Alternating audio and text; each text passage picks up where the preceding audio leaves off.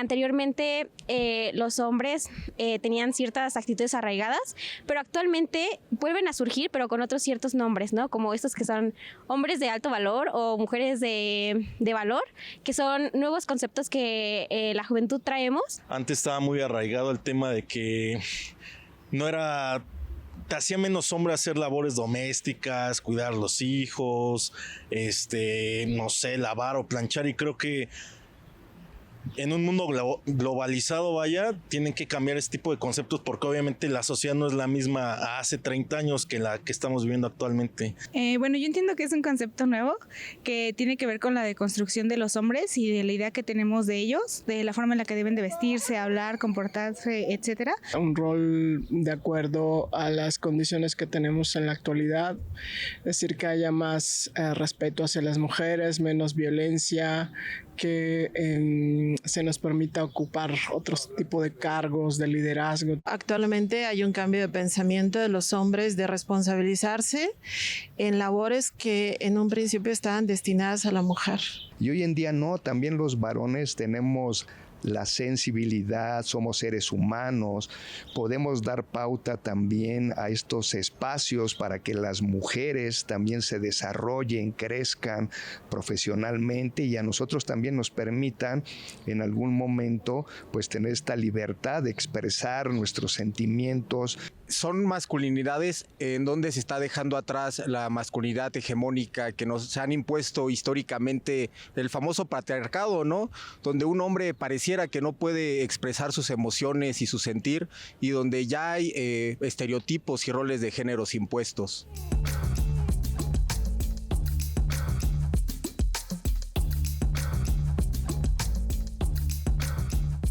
Bienvenidas y bienvenidos a la serie Diálogos Educativos, el lenguaje de todas y todos.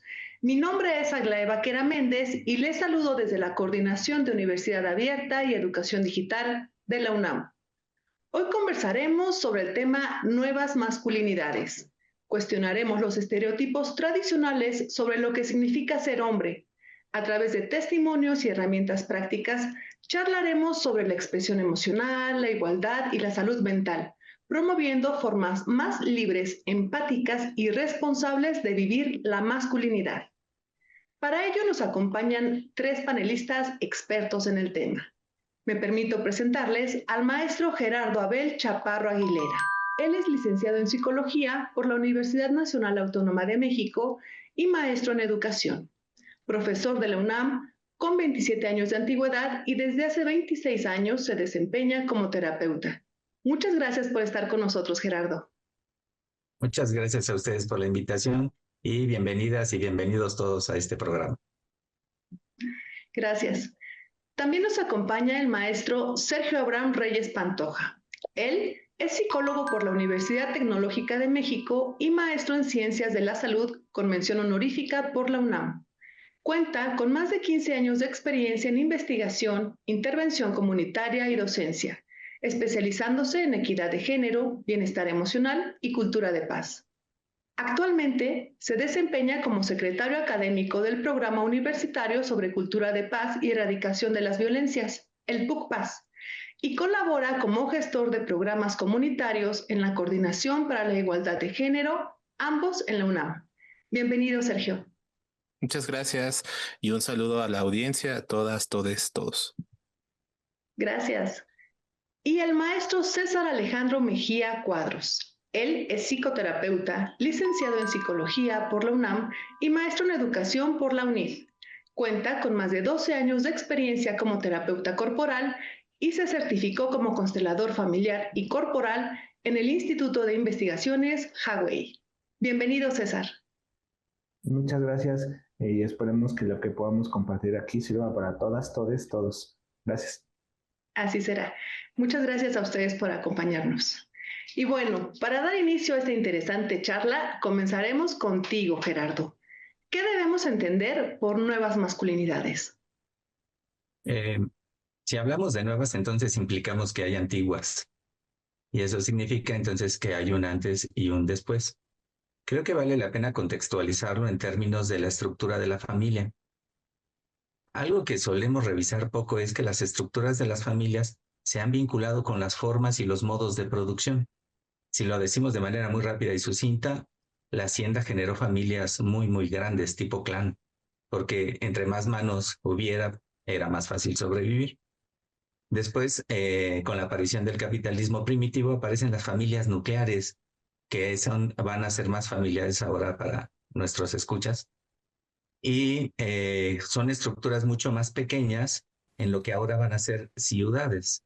Entonces, cuando esto va cambiando, y la tecnología tiene mucho que ver con esto, las estructuras de las familias también van cambiando. Se revisa poco esta relación, pero es muy interesante. Entonces, cuando hablamos de antiguas masculinidades, nos referimos casi siempre a esas familias nucleares que están vinculadas a los principios muy incipientes del capitalismo.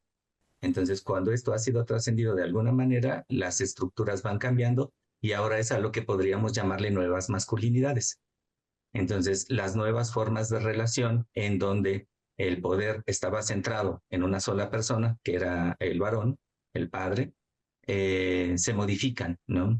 De entrada, por cuestiones económicas, algunos varones ya no tienen, digamos, esa hegemonía al interior de las familias y encontramos nuevas formas de relacionarnos, ¿no? Unipersonales, estamos trabajando en esa línea, ya se reconoce familias unipersonales y familias incluso interespecie. Eso nos abre un mundo de posibilidades y de formas y vínculos de relacionarnos. Entonces, las nuevas masculinidades, a mí me gustaría lanzarlo por esta línea, es de la hegemonía capitalista y de la hegemonía patriarcal. Excelente, Gerardo. Creo que colocas, pues, justamente los antecedentes del tema, ¿no? Entonces, muchas gracias. Y bueno, justamente abres como la pauta para el resto de nuestros panelistas. Sergio, ¿qué quisieras agregar referente a qué debemos entender por nuevas masculinidades? Muchas gracias. Yo creo que retomo esta parte también de Gerardo de cuestionar, ¿no? Y para ser honesto, el término nuevas masculinidades es algo que en academia, pues, y bueno, y a título personal desde el activismo, pues genera cierta sensación eléctrica, porque creo que el debate estaría en que, bueno, es necesario y es urgente cuestionar el término de la masculinidad como la masculinidad hegemónica, ¿no? Y que esta conlleva pues a estas formas de relacionarnos tanto en el amor como en el trabajo, como bien lo cita Gerardo, como en la construcción familiar y la vinculación social. Y pues podría sonar que nuevas masculinidades, diría que hay una masculinidad que se vuelve correcta y otra obsoleta, cuando lo que buscamos es hacer algo mucho más complejo, ¿no? El cuestionamiento va más hacia la complejidad. Creo que desde que se empezó a hacer estos estudios, ya desde hace bastante tiempo, hablo de pues, los tiempos en el que Connell empezaba a estudiar la masculinidad no como como una categoría digamos, sólida que solamente obedece a los hombres, sino entender la masculinidad como una identidad que puede encarnarse en cualquier tipo de cuerpo, ¿no? En mujeres, hombres, personas de la diversidad, etcétera, ¿no?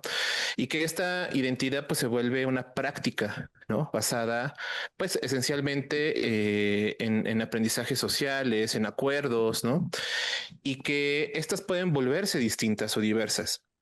Yo creo que me gustaría que el camino deslumbrara más allá de nuevas masculinidades, bueno, masculinidades no hegemónicas, masculinidades en transformación o masculinidades en precisamente disidentes, ¿no? En este proceso. Porque es algo que también en la actualidad pues va a resonar en las juventudes, ¿no? Que también son protagonistas en estos nuevos modelos, ¿no? En estas formas distintas de ver el mundo. Y pues estos tiempos es cada vez más frecuente que estas juventudes busquen caminos alternos para participar en procesos de cambios, ¿no? Y yo creo que eso hablaría o abría la brecha de que pues no se genere como esta incertidumbre de hay una buena, hay una mala masculinidad, sino más bien cómo puede ser distinta a lo que tradicionalmente se conocía o lo que se establece como ser hombres, ¿no? O persona masculina. Muchas gracias. Muchas gracias a ti y justo gracias por poner sobre la mesa estas variantes o estas otras posibilidades de masculinidades. Y justo también nos hablas sobre las nuevas formas de relacionarnos y me hace a mí pensar como en esta parte que ya mencionabas todo, que todos tenemos, la energía masculina. Y eso me hace pasar con César para preguntarle qué debemos entender por nuevas masculinidades. Me gustaría agregar un poquito una idea a lo que le preguntaba el maestro Gerardo, el maestro Sergio, y creo que esto de las nuevas masculinidades podríamos pensarlo como un poco en humanizar a los hombres en ese sentido, ¿no? No solo es la emoción, no solo es expresar la emoción, sino que hay que llevar el trabajo un poco más arriba, como pensando en que pues, hay que involucrarnos en los cuidados, hay que involucrarnos en la comunidad, hay que involucrarnos de forma más activa, la paternidad, no sé.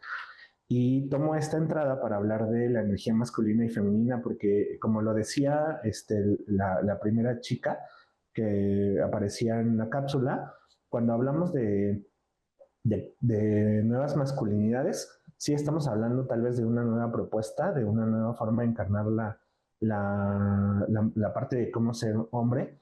Y entonces surgen estos discursos macho alfa, energía masculina, inclusive hay grupos de hombres que se dedican a trabajar con temazcales, con jicuri, con cosas que parecieran espirituales y que desde mi punto de vista, no sé qué pensarán los demás, pues carecen de no solo la epistemología que viene detrás de todas esas prácticas, sino también de un sentido, de una intención. Cuando hablamos de energía masculina y femenina, tendríamos que citar por ejemplo, a la medicina tradicional china, que es de donde partió esta idea de que no son contrarias, sino que complementan y que entonces los hombres y las mujeres tendrían una parte femenina y una parte masculina. El problema es que se trajeron esos saberes sin la epistemología, sin la raíz, sin lo que hay de fondo, y entonces pareciera un discurso revolucionario, pero la verdad es que no lo es, sino termina reproduciendo las mismas prácticas hegemónicas patriarcales de siempre. Entonces, ¿qué determina el valor de una persona? Pues eso es muy capitalista. Entonces, creo yo que son discursos ahí rebuscados que al final pues sirven para seguir reproduciendo las mismas lógicas. Excelente.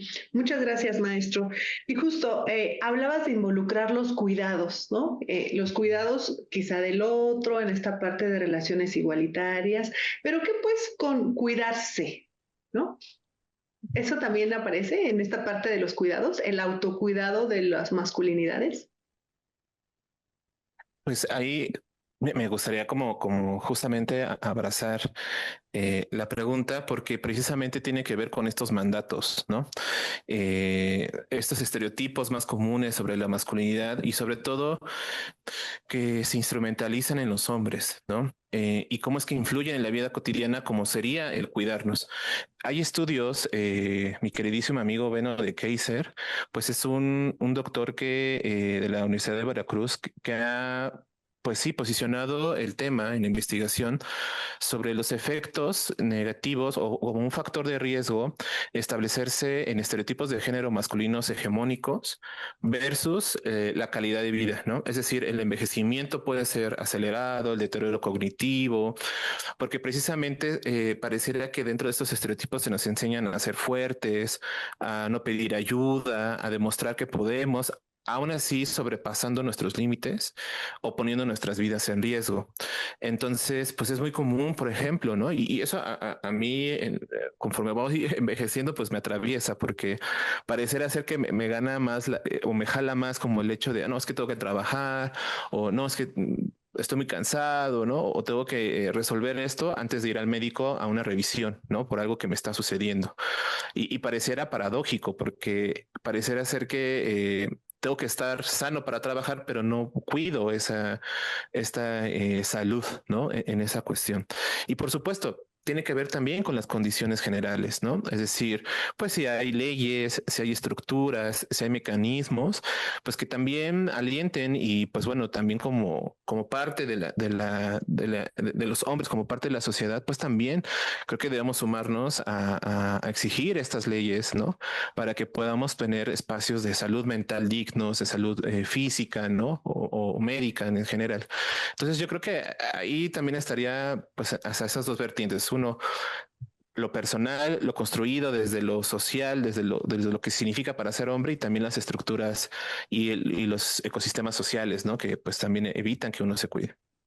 Muy bien, bueno, pues continuando con nuestras aristas, me gustaría preguntarte, Gerardo, ¿qué experiencias personales te llevaron a cuestionar los modelos tradicionales de ser hombre? Y paradójicamente de alguien que yo podría haber considerado machista o muy macho, que era mi padre, él era sastre, mi abuelo inventó el surcido invisible, entonces la familia está vinculada al trabajo de la sastrería y él trabajaba desde muy temprano todos los días. Mi mamá tenía las dos funciones, ¿no? Trabajaba en el taller y también trabajaba en la casa. Los fines de semana a las 7 de la mañana nos levantaba para hacer el quehacer y cocinar con él. Entonces, su frase que siempre nos repetía cuando nos levantaba era, ¿y tu mamá cuándo descansa? ¿No? Entonces nos levantaba y nos poníamos a hacer qué hacer y a cocinar. Él fue el primero que me enseñó a cocinar. Falleció cuando yo tenía 10 años y nos quedamos con mi mamá y por supuesto ella fue la que se hizo cargo y su influencia es muy importante para mí. Hay muchas historias al respecto, pero paradójicamente de repente, aunque pudiéramos pensar lo contrario, también pueden venir de hombres, ¿no? Él era una persona muy sensible y ahora lo entiendo así. En un modelo que reprimía su sensibilidad de manera horrible, pues él no sabía qué hacer con ello. Y eso de repente producía explosiones de violencia. Y por supuesto, alcoholismo. Era una gran presión mantener a toda una familia él solo, ¿no? Bueno, con la ayuda de mi mamá, evidentemente. Pero la presión él la experimentaba de esa manera y la expresaba de esa manera. Su sensibilidad era muy alta, su intuición también. Y eso se fue impregnando en mí, ¿no? Pensar en la vida antes que en el orgullo y otras cosas así. Muy bien, el respeto por la vida. Muchas gracias, Gerardo. Sergio, ¿qué experiencias personales te llevaron a cuestionar los modelos tradicionales de ser hombre? Muchas gracias. Creo que desde la adolescencia, pues este camino de problemáticas con las autoridades, ¿no? Bueno, con la figura autoritaria más que nada, ¿no? Y que me llegaba a preguntarme tres cosas, ¿no? ¿Por qué debo de? ¿Por qué tengo que? ¿Y por qué siempre? ¿No? O sea, y creo que eso llegó a mi vida en el momento, pues un poco más allá de la prepa, ¿no? Y entonces, pues estos mandatos, ¿no? Que hablas, ¿no? De es que el hombre debe de, ¿no? O es que el hombre tiene que, pues a mí realmente me generaba como cuando se levantan las antenitas, ¿no? Y así como de, pero ¿por qué tengo que? ¿Por qué debo de, ¿no? Y eso sumado a que quien lo decía, pues era precisamente pues, alguna figura, ¿no? Alguna figura autoritaria, ¿no? Y eso me llevaba pues a ese camino como un poco anarquista, si lo queremos ver así, pero más cimarrón. Pero creo que eso fue una de las experiencias primeras, ¿no? Y viendo que también la violencia que veía que ejercían pues personas machistas que me rodeaban y yo también como en estas actitudes, pues también tenían un impacto emocional bastante fuerte en compañeras, en las mujeres, etcétera. Entonces era pues ahí una experiencia que en lo personal fui como también deteniéndome, observando, ¿no? Pero creo que de unas experiencias pues más fuertes que podría decir yo fue cuando era docente, bueno, cuando empecé a ser docente, ¿no? Y de esas experiencias muy complicadas en donde un alumno varón se acercaba conmigo porque pues le daba confianza, ¿no? Y empezaba a notar que precisamente pues tenía coatings, empezaba a dañar su cuerpo, etcétera, etcétera. Y uno de los factores estresantes que se estaba dando en su casa era su papá. Su papá como una persona machista, pero en ese sentido castrante, ¿no? Lo que se le podría llamar en este término de castración emocional. Y era una persona que me comentaba el compañero alumno, que estaba siempre como en vigilancia, ¿no? Como en esta vigilancia de tenías que ser un hombre. Y además como un hombre, ¿no? Digamos que es muy suscitado a estos estereotipos. Y una de las veces que surgió algo muy complicado fue cuando él, pues, precisamente generó, su papá le había tirado todas sus plantas porque le comentaba que eso no era de hombres, ¿no?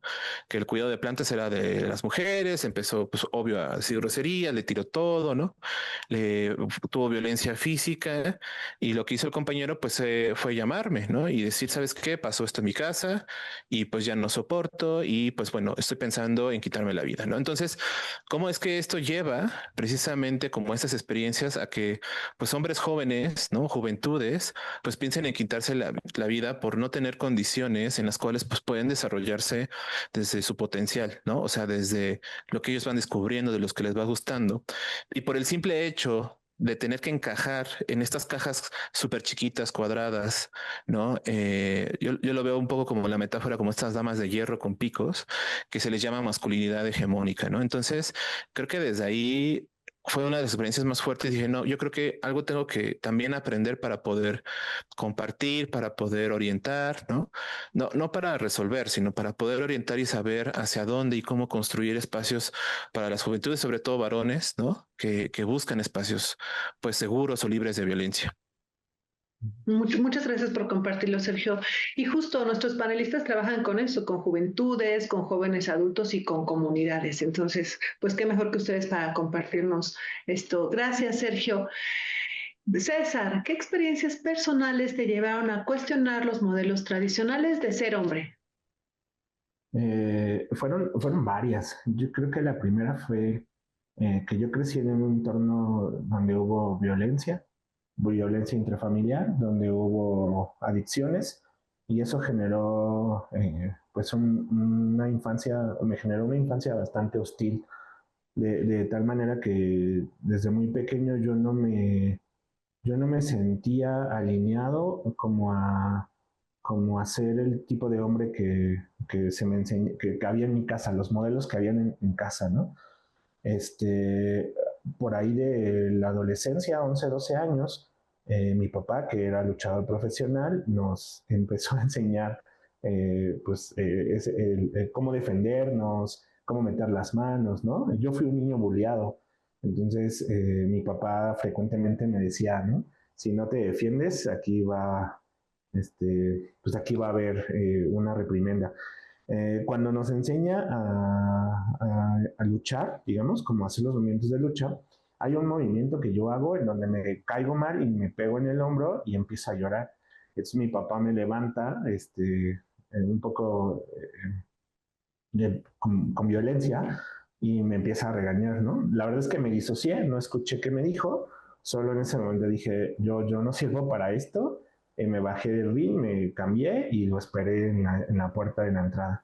Mi papá, yo sentí que a partir de ahí con mi papá se rompió un lazo, o se rompió el lazo que teníamos y me dediqué a hacer graffiti mucho tiempo y en el graffiti encontré una manera de poder expresar lo que yo sentía, lo que estaba pasando conmigo y luego encontré otros chicos que hacían cosas similares y entonces fue como ahí refugiarme en un grupo en el que pues todos teníamos de alguna manera problemas. Más tarde llego a una agrupación, a AA, y en AA encuentro una forma de expresar emociones, pero me pego de frente con lo que hoy reconocería que es machismo puro, ¿no? Si bien hablábamos de las emociones, hablamos de cómo nos sentíamos, hablamos de todas esas cosas, pues había 2 o 3 figuras que pues eran los clásicos machos mexicanos. Entonces a mí me hacía un cortocircuito en la cabeza porque yo decía, bueno, el asunto es que podemos hablar libremente de nuestras emociones, o sea, ya hablar de emociones no es un problema, pero ¿qué pasa con las violencias que estamos haciendo? O sea, con esta marcación bien firme que había sobre que las mujeres hacían una cosa, los hombres hacían otra cosa, y para mí fue decir, creo que en este espacio ya no puedo seguir creciendo porque yo los veo a la distancia y veo a mi papá, solo que ahora ya habla de emociones y no bebe, ¿no? Entonces, creo que ese fue el punto crucial para mí, donde dije, creo que hay que buscar otra cosa porque no me puedo quedar aquí reconociendo las mismas cosas que yo veía de niño, porque nos regañaban y yo sentía lo mismo que sentía de niño. Y yo decía, bueno, no puedo seguir creciendo a sombrerazos, ¿no? Yo no puedo seguir creciendo a regañadientes. Debe haber una forma más amorosa de existir. Entonces me cruzo con otro terapeuta y el terapeuta me enseñó cosas de sensibilidad, de cómo contactar con el corazón y cosas como esas en donde yo pues me sentí como pez en el agua, porque yo me considero un hombre sensible desde que era niño. Entonces, cuando aprendo cosas que el terapeuta me enseña, entonces digo, sí se puede ser hombre, sí se puede encontrar el camino al corazón del hombre y además puede existir en esta experiencia humana desde algo más congruente, digamos. Yo creo que esas podrían ser como mis experiencias. Muchas gracias por compartirnos, por abrirnos tu corazón y justamente llevarnos a este momento, ¿no? A este programa. Gracias, César. Bueno, vamos a pasar de lo personal a lo institucional y para eso pues vamos a cortar nuestro tiempo de intervención. Entonces, Gerardo, me gustaría preguntarte, ¿qué estrategias institucionales han resultado efectivas para generar entornos universitarios libres de violencia y discriminación? Bueno, ahí en la escuela han funcionado mucho las ferias, también los espacios comunes.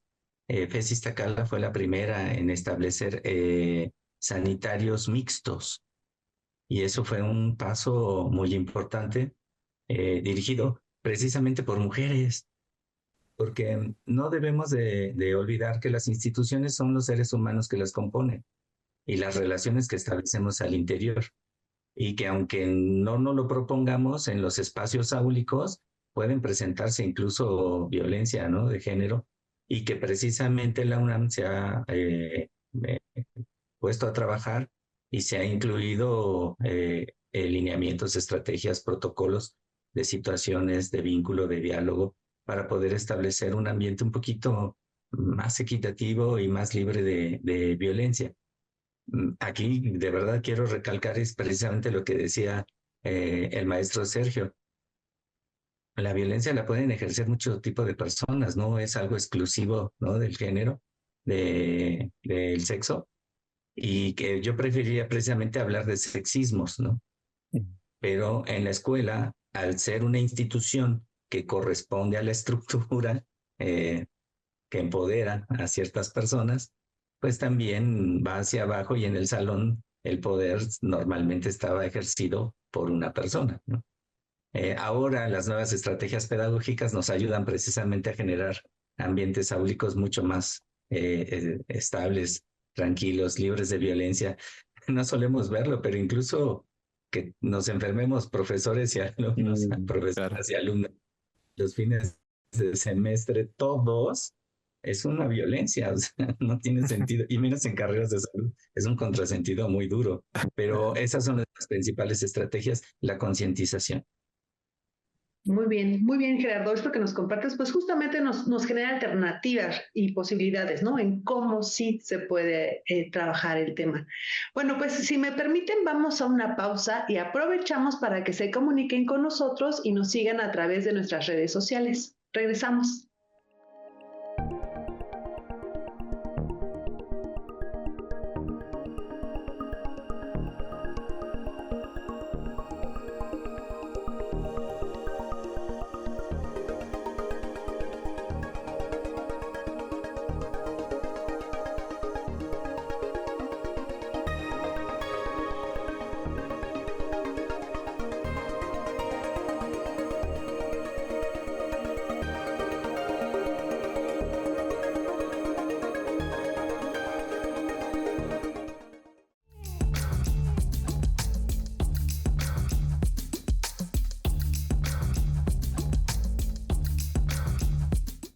Construcción de masculinidades por fuera de las normas machistas, patriarcales, que busquen pues la igualdad y la no violencia, son fundamentales para construir sociedades pues dignas y justas, porque la masculinidad y los hombres que nos relacionamos con ellas somos parte de los perpetuadores de pues las violencias o muchas de las más importantes o significativas violencias que vivimos en la sociedad tienen que ver con un rol, unos mandatos que los hombres aprendemos a través de la masculinidad. Por eso la transformación de la masculinidad es central para la construcción de sociedades igualitarias y justas. Transformar la masculinidad deviene sacar del centro pues las lógicas machistas, las lógicas violentas, los mandatos que invitan a los hombres a pues tener un mayor contacto con las vulnerabilidades, tanto personales como las de demás personas, un mayor sentimiento de empatía, ¿no? La masculinidad invita a los hombres a centrarnos en nosotros mismos, entonces poder transformar las masculinidades en las vivencias de los hombres y en la sociedad en su conjunto, pues nos tiene que invitar a pues un mayor contacto con lo vulnerable, con la empatía hacia las demás personas, quitar del centro las lógicas del control, del dominio, que se centran en estos mandatos de la masculinidad y que nos puedan conducir a vidas más justas, más dignas, más igualitarias, que van a traer un beneficio no solamente para las mujeres, que son las principales receptoras de las violencias masculinas, sino a los hombres también, que también somos receptores de violencias masculinas y también receptores de nuestras propias violencias, con la poca identificación que muchas veces tenemos de nuestras emociones, de nuestros malestares, y también la transformación de la masculinidad pues va a promover no solamente una mejor vida para hombres, para mujeres, sino para todo el medio ambiente y toda la sociedad en su conjunto. Por eso, desde quienes estamos trabajando en estos temas, entendemos fundamental que a la par de otros procesos sociales que se tienen que dar, la masculinidad, la transformación de la masculinidad es uno de los principales que tenemos que hacer para construir vidas libres, justas y no violentas.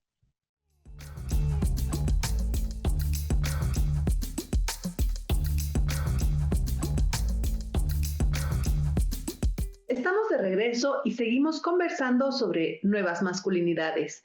Y bueno, nos quedamos contigo, Sergio. ¿Qué estrategias institucionales han resultado efectivas para generar entornos universitarios libres de violencia y discriminación? Muchas gracias. Quiero retomar justo algo muy importante que dice Gerardo, y que era como justamente, y que replica también Ismael, ¿no? Descentralizar el poder, ¿no? Y esto es como desde una mirada a que aquellas estrategias tengan una sólida, podría decir, base en una mirada comunitaria, ¿no? En una mirada participativa, y sobre todo vinculada a que las actoras, actores de esos espacios pues sean también escuchadas, ¿no? Esas voces sean escuchadas. Creo que con base en esa premisa podría responder que aquellas estrategias que se han situado desde la UNAM pues son muy importantes, como aquellas que nacen de la Coordinación para la Igualdad de Género, ¿no? Pero también que se han articulado con otras instancias como el Instituto de Investigaciones Jurídicas, la misma Facultad de Psicología, ¿no? Y pues bueno, en la actualidad, pues el programa universitario sobre cultura de la paz y erradicación de las violencias. Entonces, estas apuestas comunitarias, por ejemplo, podrían irse entretejiendo ya de manera más concisa. Por ejemplo, estoy hablando de, por ejemplo, el programa de personas orientadoras comunitarias, la SIGU, es creo que un referente muy importante. También en ella hay acciones del Programa Integral de Trabajo con Hombres, que también buscan la sensibilización, perdón, el trabajo comunitario preventivo, ¿no? Desde acá, por ejemplo, desde el PUCPAS, pues hemos estado también en resonancia con trabajos comunitarios como el de tejedores y tejedores de paz, ¿no? Involucrar a las juventudes a ser partícipes activas desde la perspectiva de cultura de paz, desde construcción de cultura de paz, perdón, hacia también cuestionamientos de las violencias y de las condiciones que vivimos tanto dentro como fuera de la UNAM, ¿no? Entonces, creo que han existido ejercicios que sí han trabajado en lo comunitario, pero que también ocurre, como lo dice nuestra queridísima doctora, la doctora Tena, que también debe haber un avance de estrategias que impacten en política pública y en las estructuras, ¿no? En las estructuras dentro de la misma UNA, porque si no podríamos no hablar de una igualdad sustantiva, sino de una igualdad solamente recargada en una población meramente horizontal, ¿no? Y cuando es que todos los espacios, ¿no? Desde estructuras, direcciones, lógicas que se establecen y se trabajan, pues tienen que estar permeadas desde la perspectiva de género. Así es, Sergio. Pues justo es transversalizar, que nosotros nos acerquemos a la comunidad, ¿no? Y que no esperemos hasta que la comunidad tenga la necesidad de buscarnos, que sepa qué estamos haciendo, qué es para ellos, quiénes somos, dónde encontrarnos. Y por supuesto, pues también trabajar en la parte de la gobernanza y en que si todos hacemos un poquito, pues entonces realmente estamos haciendo comunidad, ¿no? No es tarea de un solo equipo o de un solo grupo, sino de todos los que convivimos en esta comunidad y en esta sociedad. Muchas gracias, Sergio. César, ¿qué estrategias institucionales han resultado efectivas para generar entornos universitarios libres de violencia y discriminación? Sí, yo para no repetir lo que ya mencionó el maestro Gerardo, el maestro Sergio, quiero hacer énfasis en el material que hace la CIBU en redes sociales y en la boletina, por ejemplo, que es un compilado de muchas lecturas que tienen que ver con justo esto.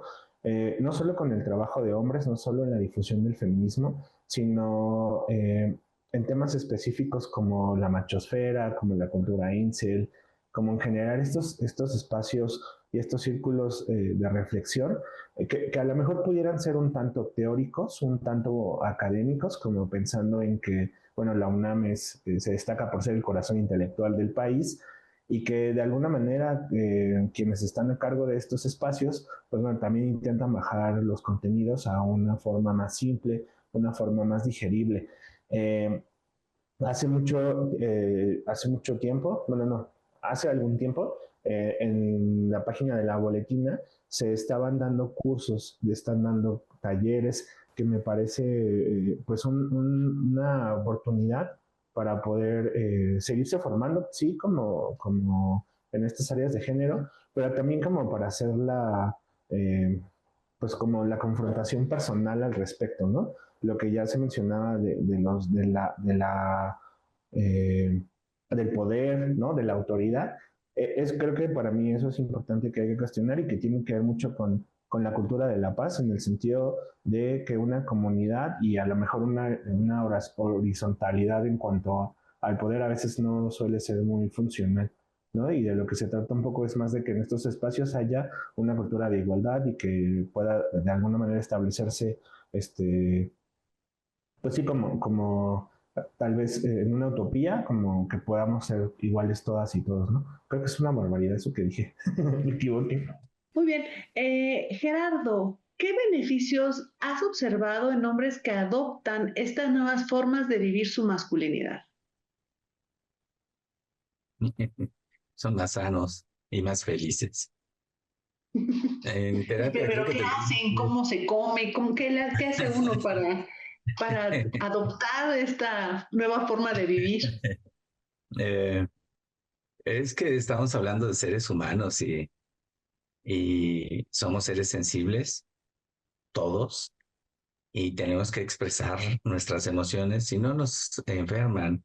Creo que a estas alturas del partido a nadie nos queda duda de que las hormonas cambian nuestros estados de ánimo y que las condiciones externas también pueden alterar nuestras hormonas y por lo tanto nuestros vínculos y nuestras formas de ser con los demás, pero en especial de ser con nosotros mismos. Cuando hay personas, y conozco muchísimas, que se han reconciliado con su pasado, que se han reconciliado con ellos mismos y que han aceptado su parte sensible y han ido desarrollando el arte de ser humano, esto es como muy personal, muy particular, empezando por cuidarse, me refiero a varones, empezando a cuidarse incluso por la alimentación, ¿no? Dice un dicho popular por ahí que somos lo que comemos, pero luego reviso empaques y no sé qué es lo que como, entonces no sé lo que soy. Entonces, empezar a cuidar nuestra alimentación, nuestra hidratación, es decir, qué bebemos, qué comemos, qué respiramos, cómo respiramos, con quién lo hacemos, hace que brote precisamente una sensibilidad que normalmente se enmascara con sustancias y con hormonas, ¿no? Hemos dedicado mucho rato precisamente a estudiar, yo en lo personal ya más de 25 años, a entender precisamente cómo los procesos emocionales nos enferman, ¿sí? Y si consideramos que los hombres somos prácticamente la mitad de la población y tenemos a la mitad de la población sin expresarse adecuadamente, entonces tenemos a la mitad de la población enferma. Esto nos aproxima un poquito a ir entendiendo, no lo explica, pero nos aproxima a entender por qué los hombres nos morimos antes. Nos descuidamos muchísimo, no solicitamos ayuda, ¿no? Hasta que definitivamente no se puede más y a veces ya es irreversible. Entonces, las personas que empiezan por lo básico, los hombres que empezamos por lo básico, comer sanamente, tener actividad física, hacer ejercicio, hacer las cosas que nos gustan, aunque sean poco sensibles, ¿no? Uno de ellos me encanta, es amigo mío y tiene una hermosísima colección de Barbies, ¿no? Cuando aceptas esa parte, eres más feliz. Sí considero a la felicidad bajo la definición del budismo, que nos dice que la felicidad es precisamente la paz interna que cultivas cotidianamente. Y obviamente en la violencia no puede haber paz, no puede haber entonces, por lo tanto, felicidad.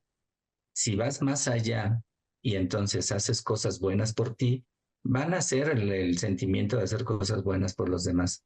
Si haces cosas buenas por los demás, entonces van a ser el sentimiento de hacer cosas buenas por el planeta.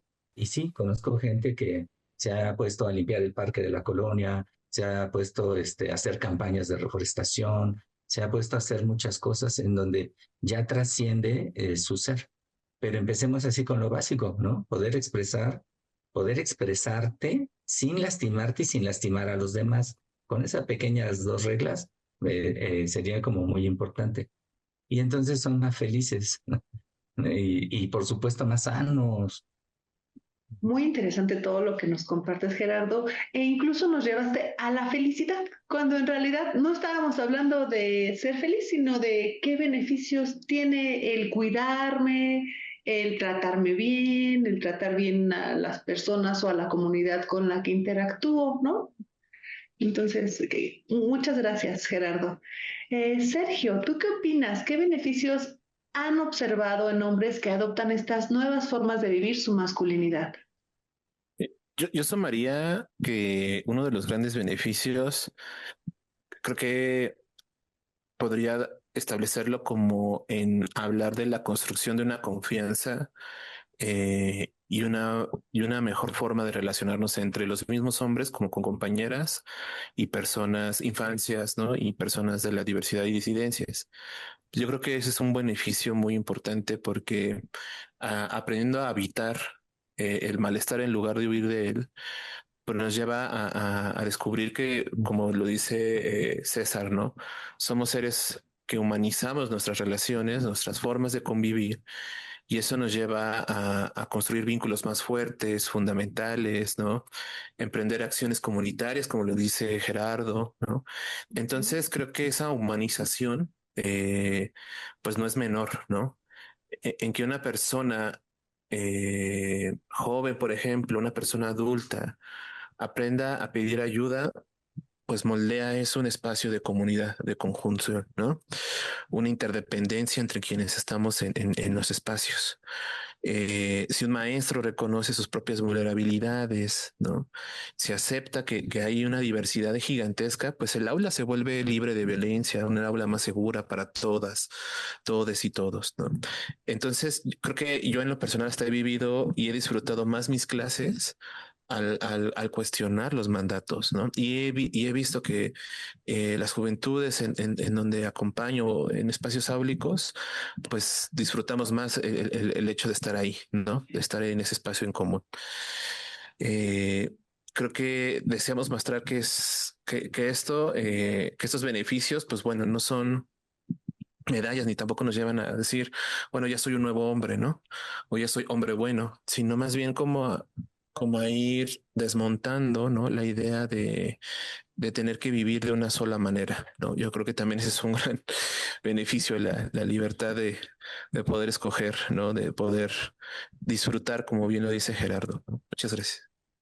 Muchas gracias a ti, Sergio. Pues sí, no hay bueno o malo. Las situaciones y las personas solo somos. Pero justo el que dentro de los espacios, ya sea como docente, investigación o en nuestra comunidad, si tú abres la pauta, abres también el espacio, ¿no? No solamente para los alumnos que en ese momento están habitando o compartiendo contigo el espacio, sino para los que vienen, ¿no? Es una forma de vivir y de pensar diferente. Muchas gracias, Sergio. César, ¿qué beneficios has observado en hombres que adoptan estas nuevas formas de vivir su masculinidad? Además de los que ya mencionaron el maestro Gerardo y el maestro Sergio, yo comenzaría diciendo que cuando hablamos de soledad masculina, que es como un boom que en este momento hay mucho en redes sociales, yo estoy pensando en que muchos de esos hombres que se están quedando solos por elección o porque no hay alguien que quiera acompañarlos, es porque no han cuestionado justo cómo es que se están relacionando con las personas y un poco como retomar lo que decía nuestro Gerardo, con la misma vida. Entonces, muchos de ellos se están quedando solos por su machismo, porque no son capaces de acompañar, no son capaces de cuidar, no solo hacia afuera, como a otras personas, a otras expresiones de la vida, sino a sí mismos. O sea, no es gratuito que encabecemos la lista de desvivisiones, la lista de accidentes automovilísticos, de consumo de sustancias, o sea, no es gratuito. Ahí hay, como lo decía nuestro Gerardo, ahí hay una bomba en nuestro cuerpo que necesita salir de alguna forma y entonces salen estas expresiones. El asunto me parece fundamental que cuando aprendemos un poco a permitirnos habitar esa experiencia de, como lo decía Barbie, justamente, de ser quien quiera ser, creo que hay una posibilidad justo de elegir de alguna manera, con el albedrío, sobre cómo quiero habitar esta parte. Sí, uno es más feliz, por supuesto, pero también uno es más consciente de que a lo mejor lo que yo estoy haciendo no es lo más adecuado ni para mí ni para los demás. Yo quisiera poner 3 preguntas en la mesa. Es una, ¿cómo me cuido? Otra es cómo cuido al otro y la otra sería cómo cuidamos la comunidad.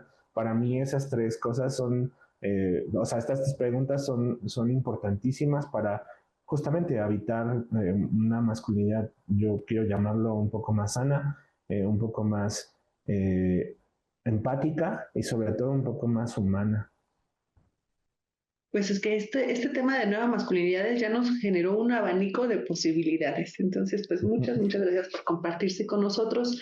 Y bueno, estamos llegando al final de nuestro programa. Es un tema muy interesante y estamos seguros que nuestra audiencia se quedará pensando y reflexionando sobre él.